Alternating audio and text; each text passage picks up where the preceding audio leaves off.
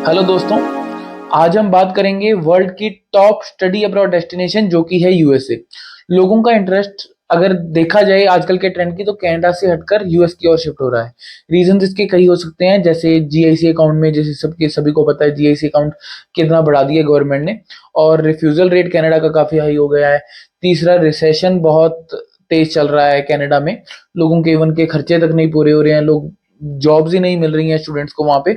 तो रीजंस कई हो सकते हैं कि यूएस का स्टडी वीजा दिन पर दिन बढ़ता जा रहा है। और अगर बात करें वीजास की, तो सिर्फ हमारे स्टूडेंट्स का ही नहीं, हमें जितने एजेंट से पता लग रहा है तो काफी अच्छा सक्सेस रेट सभी का जा रहा है यूएस स्टडी वीजा का। यूएस का पोस्ट कोविड यूएस ने काफी स्टडी वीजा देने शुरू किए हैं, स्पेशली इंडियंस को।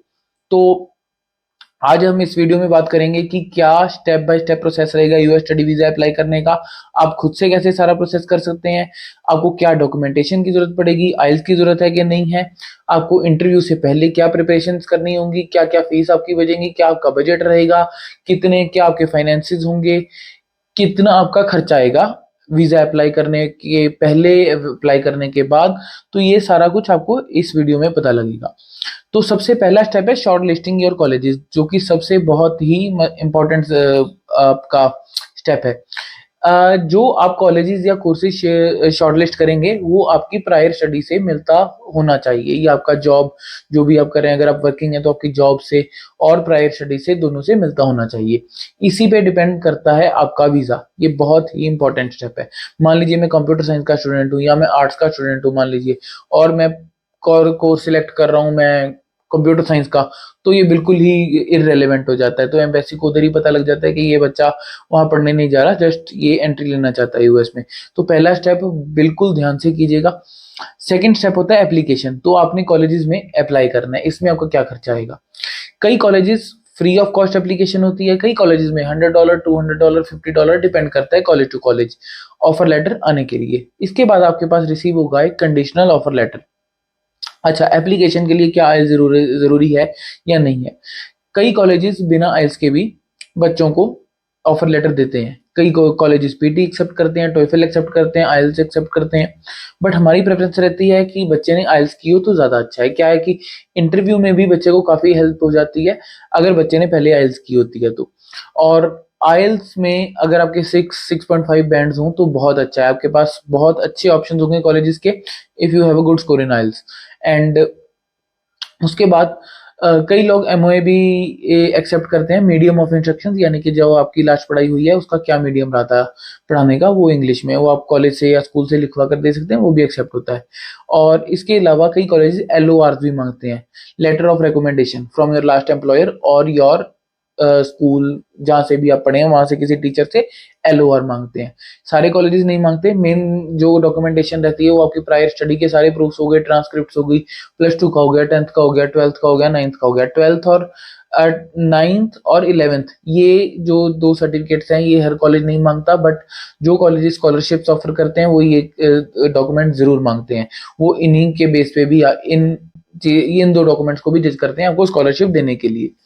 तो बैचलर और मास्टर्स आप किसी में भी अप्लाई कर रहे हैं, ये सारे डॉक्यूमेंट्स की जरूरत पड़ेगी। अप्लाई करने के बाद आप फीस भरने के बाद आप, कई कॉलेजेस 10 दिन लेते हैं, कई कॉलेजेस 15 दिन लेते हैं आपका ऑफर लेटर आने में।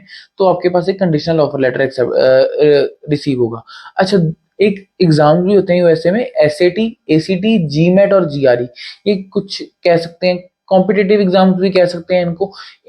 इन एग्जाम में अगर आपका स्कोर अच्छा आता है, एसएटी और एसीटी जो होता है बैचलर्स के लिए होता है, जीमेट और जीआरई होता है मास्टर्स के लिए होता है। तो अगर इन एग्जाम में आपके अच्छे स्कोर आते हैं तो आपको स्कॉलरशिप काफी अच्छी मिल सकती है। कई कॉलेजेस इवन की 100% स्कॉलरशिप दे सकते हैं अगर इसको इन आपको एग्जाम में अच्छे स्कोर हो तो। तो नेक्स्ट जब कंडीशनल ऑफर लेटर आता है वहां पे आपका लिखा होगा कि आपको कितने फंड्स शो करने की जरूरत है, जिसको हम शो मनी कहते हैं या फंड्स कहते हैं। यूएस में बहुत बहुत ही प्लस पॉइंट है कि आपको फंड्स कितने पुराने हैं, क्या सोर्स ऑफ फंड्स है। जैसे कि जो अगर आपने ऑस्ट्रेलिया का वीजे के बारे में थोड़ा रिसर्च किया है तो आपको पता होगा, ऑस्ट्रेलिया पूछता है आपके पास फंड्स कहाँ से आए, 6 महीने पुराने चाहिए। काफी कंट्रीज में ही मोस्टली ये रहता है। बट यूएस में अगर आपके एक दिन पुराने भी फंड्स हैं, आप बैंक बैलेंस सर्टिफिकेट लगाइए, दैट्स इनफ। और कॉलेज को आपके अच्छा फंड्स कितने चाहिए, मोस्टली 1 साल का यूएस में मतलब वीजा डिपार्टमेंट से कोई भी ऐसा इंस्ट्रक्शन नहीं है कि ये बच्चे को इतने फंड चाहिए, या कोई भी डिसाइडेड अमाउंट नहीं है, ये आपको कॉलेज कंडीशनल ऑफर लेटर भी बताएगा। और मोस्टली क्या होता है कि 1 साल का आपका स्टडी पीरियड, इतनी मतलब स्टडी पीरियड की फीस और 1 साल का लिविंग एक्सपेंस, इतने फंड्स यूएस के मोस्टली कॉलेजेस कहते हैं फंड शो करने को। और सबसे बड़ी बात, एजुकेशन लोन सैंक्शन लेटर भी आपका फंड्स का काम कर सकता है। बैंक बैलेंस सर्टिफिकेट तो था ही, जी हाँ, आपका एजुकेशन लोन सैंक्शन लेटर, अगर आप एजुकेशन लोन अप्लाई करते हैं तो आपको जो सैंक्शन लेटर आपने डिस्पर्स नहीं कराना उसको, लोन को, बट जस्ट वो एक लेटर भी आपको इनफ रहेगा आपके फंड शो करने के लिए। तो ऑफर लेटर आ गया, ऑफर लेटर के बाद आपने फंड शो कर दिए, फंड शो करने के बाद कॉलेज आपको कहेगा I-20 भरने के लिए। कई कॉलेज की I-20 पेड होती है, कईयों की फ्री होती है, कईयों की रिफंडेबल होती है, कईयों की नॉन रिफंडेबल होती है। बट मोस्टली केसेस में हमको देखने को मिलेगा कि नॉन रिफंडेबल होगी, और 25,000 टू 30,000 टू 35,000 इसके बीच में ही होगी। इससे ज्यादा एक बहुत कम कॉलेजेस हैं जो इनकी इससे भी ज्यादा है। अदरवाइज हैं कई $1,000 भी पे करने को कहते हैं, और वो भी नॉन रिफंडेबल। तो डिपेंड करता है कॉलेज टू कॉलेज। ये एप्लीकेशन फीस और I-20 फीस, अभी तक हमने 2 फीस की बात की है, एप्लीकेशन और I-20, ये दोनों कॉलेज टू कॉलेज डिपेंड करती हैं। नेक्स्ट जो 2 फीस की हम बात करेंगे वो है फिक्स्ड। $350 आपको सर्विस फीस भरनी है, $185 आपको अपॉइंटमेंट फीस भरनी है। जो सर्विस फीस है वो आपकी 1 ईयर वैलिड रहेगी। अपॉइंटमेंट की फीस जो है वो भी आपकी वैसे 1 ईयर वैलिड रहेगी, बट अगर आपने एक बार अपॉइंटमेंट की फीस भरी और इंटरव्यू दी, उसके बाद मान लीजिए आपका वीजा रिजेक्ट हो जाता है, तो आप दोबारा $185 भर के दोबारा इंटरव्यू दे सकते हैं। सर्विस फीस आपकी वही वैलिड रहेगी, 350 जो आपने पहले भरी थी। तो I-20 डिपेंड करता है college to college, application fees depend करता है college to college, service fees और अपॉइंटमेंट, ये आपके सारे जो खर्चे मेन आएंगे, यही खर्चे हैं। इसके अलावा सबसे बड़ा एडवांटेज जो यूएस में है कि एप्लीकेशन के बाद वीजा आने तक आपने एक भी रुपया आपने कॉलेज को एज अ फीस नहीं देना। I-20 भरना है, सर्विस भरना है, वो अलग बात है, बट आपने फीस नहीं भरनी। फीस भरनी है वीजा आने के बाद। इवन के यूएस में अगर आप वीजा आने के बाद वहां पे जाने के बाद भी अपने कॉलेजेस की फीस भर सकते हैं।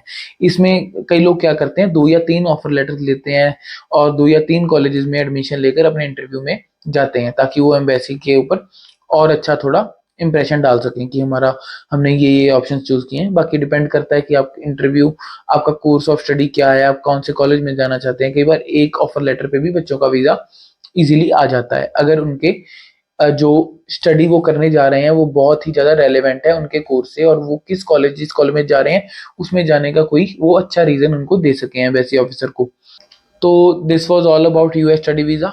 If you need any kind of help, अगर आपको किसी भी तरह की हेल्प की जरूरत है अपने इंटरव्यू से रिलेटेड, आप इंटरव्यू की प्रिपरेशन करना चाहते हैं, तो हम 1-on-1 क्लासेस भी देते हैं इंटरव्यू प्रिपरेशन की। इसके अलावा अगर आपको I-20 फीस भरनी है, सर्विस फीस भरनी है, अपॉइंटमेंट लेनी है, फंड से रिलेटेड कोई क्वेरी है, एजुकेशन लोन में आप एजुकेशन लोन अप्लाई करना चाहते हैं, किसी भी तरह की कोई भी आपकी क्वेरी है, तो आप नीचे दिए गए नंबर पे कॉल या व्हाट्सएप कर सकते हैं। आपकी पूरी तरह से हेल्प की जाएगी, और फर्स्ट कंसल्टेशन हमारी बिल्कुल फ्री ऑफ कॉस्ट है। Just call on this number to get more details about your US study visa, and best of luck for your US study visa. And thank you for watching the video. Please like and subscribe the channel for more such videos. Thank you.